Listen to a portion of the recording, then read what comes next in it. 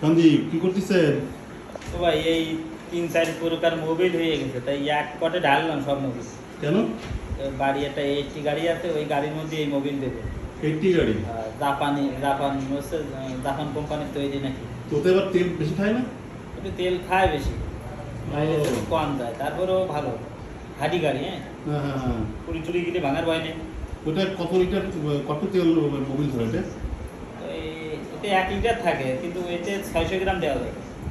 বাকি 400 গ্রাম তিনটা মিলে একটা করতেছেন আর কি। হ্যাঁ, ওই আমার ওই গাড়িতে ভরি ভাই, নিজের গাড়িতে 800 গ্রাম ভরা যায়। ও। আর 200 গ্রাম থাকে, 1 লিটার তো 200 গ্রাম থাকে এতে। ও।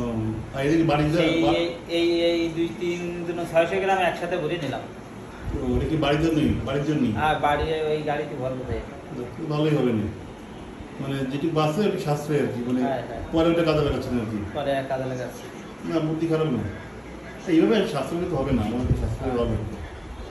মোবিল তো বিভিন্ন রকম মোবিল ঢুকাইছে ইঞ্জিনে। হ্যাঁ, হ্যাঁ। কখনো হন্ডা, কখনো হ্যাভোলিন, আর এটা যে কি সুপার মেট্রো অয়েল।